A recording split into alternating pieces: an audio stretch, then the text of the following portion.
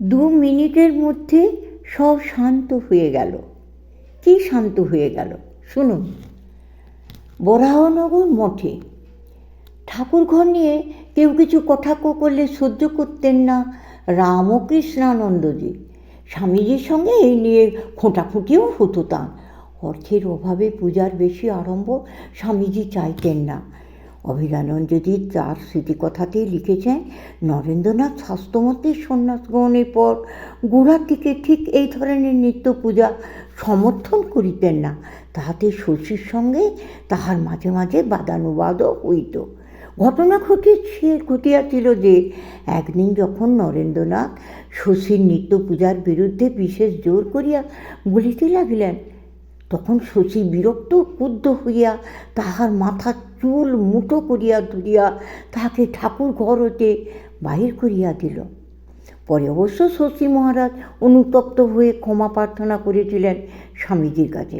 স্বামীজিও প্রশংসা করেছিলেন তাঁর গুরুভক্তি।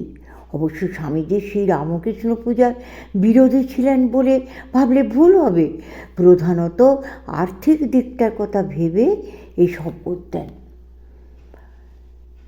স্বামীজির সঙ্গে এসব নিয়ে খোঁটাখুঁটিও হতো তার। অর্থের অভাবে পূজার বেশি আড়ম্বর স্বামীজি চাইতেন না। এই নিয়ে স্বামীজিও মজা করতে ছাড়তেন না।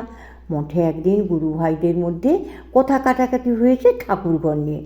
কোনো উপস্থিত গৃহী ভক্তরা ঠাট্টা করেছিলেন ঠাকুরের পূজাদি নিয়ে, তুলনা করেছিলেন শীতলা ঠাকুর প্রভৃতিদের সঙ্গে। বড্ড চটে উঠে শশী মহারাজ বলে ফিরলেন, এমন যে শালা বলে তার পয়সায় আমি মরতে দিই। চটেছেন দেখে স্বামীজির বড় আমোদ হলো। হাসতে হাসতে বললেন, যা শালা, ভিক্ষে করে তোর ঠাকুরকে খাওয়াবে যা। তাঁর কথা শুনে শশী মহারাজ দুঃখ করে বলে উঠলেন, ভিক্ষা করে খাওয়াবেন ঠাকুরকে? পয়সা চান না তিনি কারো কাছে? সহাস্যে জিজ্ঞাসা করলেন স্বামীজি, কিরে, ভিক্ষে করে তোর ঠাকুরকে লুচি ভোগ দিতে পারবি তো? উত্তেজিত রামকৃষ্ণানন্দজি রাজি হলেন তাতে। বলে দিলেন, আবার সে লুচি ভোগ খাওয়াবেন স্বামীজিকে। উত্তেজনার ভান করে স্বামীজি উত্তর দিলেন, তা কখনো হতে পারে না। আমরা শালা খেতে পাচ্ছি না আর তোর ঠাকুর লুচি খাবে?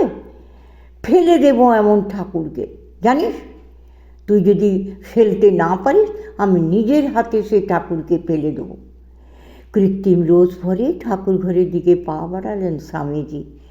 মাঝখান থেকে লাটু মহারাজ মধ্যস্থতা করতে চাইলেন দুজনের মধ্যে। তাকেও দাবরানি দিলেন স্বামীজি, কিন্তু হেসে ফেললেন। 2 মিনিটের মধ্যে সব শান্ত হয়ে গেল। শশী মহারাজ চলে গেলেন ঠাকুর পূজার ব্যবস্থা করতে।